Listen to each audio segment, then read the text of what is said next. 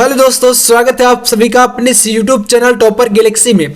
दोस्तों इस वीडियो पे हम लोग बात करेंगे क्लास 12th इंग्लिश के अंतर्गत आपका 4 नंबर का एक इंपॉर्टेंट टॉपिक जो कि होता है सेंट्रल आइडिया। तो इस वीडियो पे दोस्तों मैं आपको दो ऐसे महत्वपूर्ण सेंट्रल आइडियाज लिखकर बताने वाला हूं जो कि बोर्ड एग्जाम में आपके 4 नंबर पक्के कराने वाले हैं, और साथ ही आपको यह भी तरीका पता चलेगा कि आपको सेंट्रल आइडिया आखिरकार कैसे लिखना है और आपको कितने शब्दों में लिखना होता है ना। तो ये सारी चीजें आपको इसी वीडियो में जो है कंप्लीट समझ में आने वाली है। तो यहां पर सबसे पहले दोस्तों मैं आपको बता दूं, जिस भी चैप्टर का सेंट्रल आइडिया आपको लिखना है, अगर आपको उस चैप्टर का जो पोएट है यानी कि कवि का नाम पता है तो काफी ज्यादा अच्छा होता है। ठीक है, तो इसलिए आप लोग ध्यान दीजिएगा, जितने भी आपके जो चैप्टर है पोएट्री में, उनका आप लोग जो है पोएटेज या कवि या जो कवियत्री का नाम आप लोग जरूर से तैयार कर लीजिएगा, इससे बहुत ही अच्छा नंबर मिलता है। ठीक है, अब देखिए मैं आपको बताता हूं कैसे आपको लिखना है। सबसे पहले देखिए हम लोग आज के इस वीडियो में दो सेंट्रल आइडिया लिखकर आपको बताऊंगा, यानी कि दो आपको तैयार ही करना है जो कि आपका बहुत ज्यादा इंपॉर्टेंट है। पहला सेंट्रल आइडिया आपका है माई मदर एट 66 का, एंड दूसरा दोस्तों आपका है ए थिंग्स ऑफ ब्यूटी का। ये दो सेंट्रल आइडिया अगर आप लोग तैयार कर लेते हैं दोस्तों, तो यहां पर समझ लीजिए 4 नंबर आपका बिल्कुल फिक्स है। क्योंकि देखिए आपके बोर्ड एग्जाम में 3 सेंट्रल आइडिया आते हैं और जिनमें से आपको किसी एक टॉपिक पर लिखना होता है, जिसमें से दोस्तों आपका माई मदर एट 66 का और ए थिंग्स ऑफ ब्यूटी का, ये दोनों काफी ज्यादा इंपॉर्टेंट है और दो में से एक तो आपके बोर्ड एग्जाम में हर बार आता है। ठीक है, तो इसलिए आप लोग इनको जो है तैयार कर लीजिएगा और इन दोनों का मैं आपको बताऊंगा आज लिखकर। देखिए यहां पर आपको सबसे पहली लाइन पर क्या लिखना होता है जब आप किसी भी सेंट्रल आइडिया को लिख रहे हैं।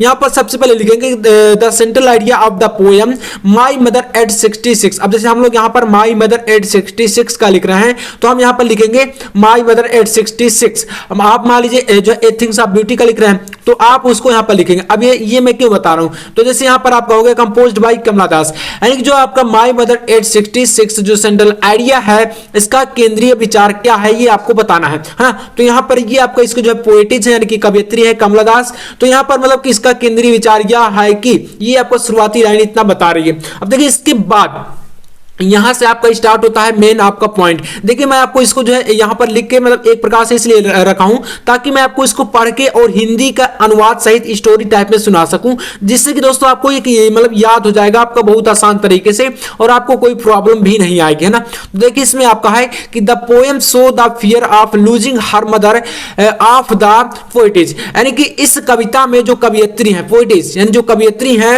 वह अपनी मां के खोने का भय दिखा रही है या भय यहां पर दर्शा रही है। सो का मतलब दिखाना। ठीक है, तो यहां पर जो कवियत्री है कमला दास वह इस कविता में दिस पोएम है ना, इस कविता में अपनी मां के खोने का लूजिंग हर मदर अपनी मां के खोने का भय यानी फियर भय दर्शा रही है। इसके बाद यहां से देखिए her mother is in the last phase of her life, यानी जो कवियत्री की मां है उनकी मां जो है वो लास्ट फेज पर है, यानी जीवन के अंतिम जो है चरण पर, लास्ट फेज ऑफ लाइफ यानी कि जीवन के अंतिम चरण पर हैं।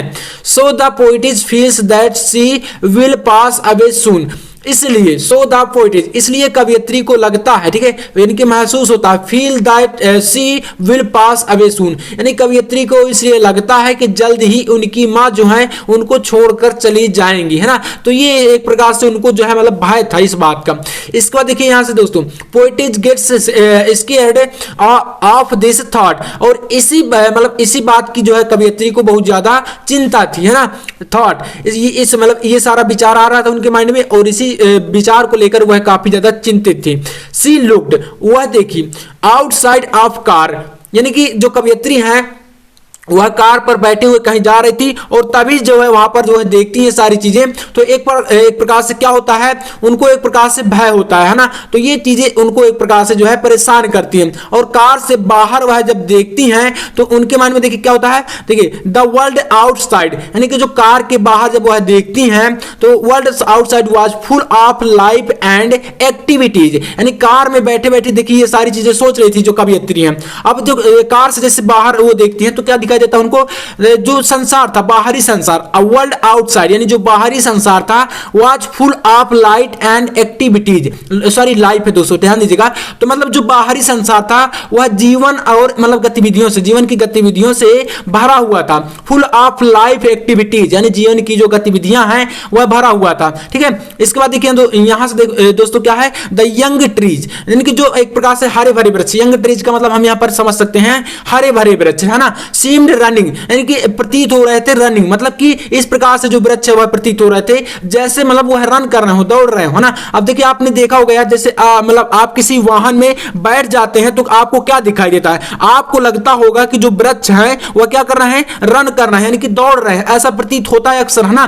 तो इसके बाद देखिए यहाँ पर नेक्स्ट आपका यहाँ पर है कि चिल्ड्रेन लुक्ड वेरी हैप्पी, और जो बाहर बच्चे खेल रहे थे वह इस प्रकार से प्रतीत हो रहे थे जैसे कि मतलब काफी ज्यादा जो है मतलब प्रसन्न, एक प्रकार से हैप्पी दिख रहे थे, ठीक है। और इसके बाद है एट द एयरपोर्ट, और जब वो मतलब कवियत्री जो है एयरपोर्ट पर पहुंचती हैं तो देखिए क्या होता है उनके साथ, airport they had to undergo the security check, यानी कि देखिए जो एयरपोर्ट पर जो चेकिंग होती है ना, तो जब जो कवियत्री वहां पर पहुंचती हैं और उसमें जो है सिक्योरिटी चेक में जाती है, यानी कि चेक करवाने के लिए, तो क्या होता है वहां पर जैसे वहां पर सामान वगैरह सारी चीजें देखी जाती है ना। तो इसके बाद यहाँ पर देखिए the poetess was standing a few yards, यानी जो कवियत्री है वह खड़ी होती हैं, was standing a few yards away from her mother, अपनी मां से कुछ गज की दूरी पर, फ्यू यार्ड्स का मतलब क्या है, कुछ गज की दूरी, तो अपनी मां से कुछ गज की दूरी पर वह खड़ी होती हैं। तो देखिए क्या देखती हैं वह, सी लुक्ड अगेन, यानी कि पुनः जब अपनी मां की ओर देखते हैं, मतलब कुछ दूरी पर खड़ी होकर जब वो मतलब जाने वाली होती है एयरपोर्ट से, तो क्या होता है पुनः जब देखती है अपनी मां की तरफ, तो देखिए क्या होता है, at her old mother she felt pain, यानी दोस्तों जब अपनी मां को कवियत्री पुनः से देखती हैं तो उनको एक प्रकार से बहुत ज्यादा जो है कष्ट होता है, यानी कि दुख महसूस होता है। सी फेल्ट पेन, यानी कि दुख महसूस हुआ, to look at the colourless and pale face, यानी कि अपनी मां का एक प्रकार से रंगहीन, कलरलेस एंड पेल, यानी कि पीला चेहरा देखकर उन्हें बहुत ज्यादा दुख होता है। यानी कि देखिए जब उनकी मां जो है बूढ़ी हो गई थी तो इसी प्रकार से एक प्रकार से पूरी जो है स्टोरी इसी पर बेस्ड है कि मतलब अपनी मां के बारे में ही कवियत्री ने बताया है ना। तो यहां पर एक प्रकार से उन्हें बहुत ज्यादा कष्ट होता है। एंड इसके बाद देखिए her mother but hiding her tear, यानी कि अपनी मां को देखकर उन्हें जो है इस प्रकार से काफी ज्यादा दुख महसूस होता है, पेन होता है। और फिर उसके बाद देखिए हर टीयर द पोएटेज, यानी कि बट हाइडिंग हर टीयर, लेकिन जो कवियत्री हैं वह अपने आंसुओं को छिपाते हुए, बट हाइडिंग हर टीयर, अपने आंसुओं को छिपाते हुए क्या करती हैं, द पोएटेज सेड, यानी कि कहती हैं सी यू सून अम्मा, जल्द मिलेंगे अम्मा। अम्मा देखिए बोला जाता है ना यार, आप जानते होंगे ना मम्मी को, तो इसी प्रकार से वो सारी चीजें जो है यहां पर कहती हैं। तो बस दोस्तों आपको इस प्रकार से स्टोरी टाइप में सेंट्रल आइडिया को लिखना है और ये आपका काफी ज्यादा इंपॉर्टेंट सेंट्रल आइडिया है। इसके बाद दोस्तों मैं आपको एथिक्स ऑफ ब्यूटी के चलिए बता देता हूं। देखिए दोस्तों अब हम यहां पर बात करेंगे एथिक्स ऑफ ब्यूटी की। अब इसमें देखिए यहां भी 4 नंबर का है। तो मैंने दोस्तों आपको बताया था कि कोई भी सेंट्रल आइडिया आप लोग लिख रहे हैं तो सबसे पहले आपको यही बातें ध्यान देनी है कि आपको उसमें सबसे पहले शुरुआत की लाइन में ये चीजें बतानी। जैसे हमने लिखा कि द पोएम, मतलब यहां पर जो आपका ये कविता है ये इसके जो पोएटिस यानी जो आपके मतलब यहां पर जो कवि है उनका नाम जैसे कि जॉन किट्स है ना, तो यहां पर आपको उनका नाम और कविता का नाम शुरुआत की लाइन पर बता देना है। यानी कि जो उसके जो मतलब कवि है, पोएट है और उसके जो मतलब नाम है उनका आपको शुरुआत की लाइन पर ही बता देना है। एंड उसके बाद यहां पर आपको यहां पर एक प्रकार से मतलब ये आपको फिर उसके बाद ये सारी चीजें बतानी है। जैसे यहां पर कहा है कि the poem ethics of beauty give us A message that ethics of beauty, यानी कि जो आपका एथिक्स ऑफ ब्यूटी, यानी कि यहां पर एथिक्स ऑफ ब्यूटी का मतलब क्या है, एक कोई सुंदर चीज या वस्तु है ना। तो इसमें क्या है कि हमें यह संदेश देती है, give us A message that ethics of beauty, हमें एक यह संदेश देती है कि is a joy for ever, यानी कि जो हमें जो हमेशा प्रसन्न रखने का एक संदेश देती है। एथिक्स ऑफ ब्यूटी आपका यही है ना। अब इसमें आप लोग इसको जो है आगे पढ़ सकते हैं, बाकी इसमें देखिए आपको ज्यादा नहीं लिखना है ना।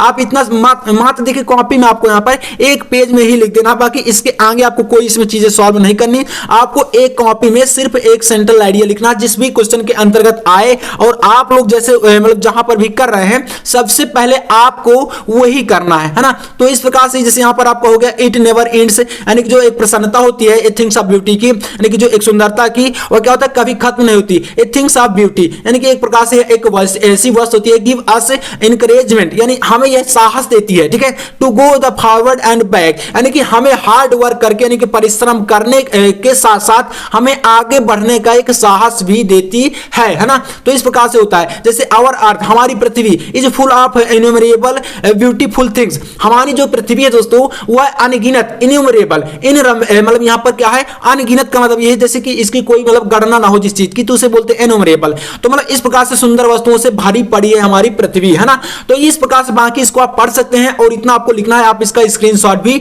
ले सकते हैं ना। तो ये आपके दो सेंट्रल आइडिया जो कि आपको तैयार कर लेने हैं। तो चलिए यार, उम्मीद करूंगा कि आपको वीडियो पसंद आया होगा, पसंद आए तो लाइक कर देना और चैनल पर नया सब्सक्राइब भी कर लेना। मैं आपसे मिलता हूं नेक्स्ट वीडियो में, तब तक के लिए जय हिंद, वंदे मातरम।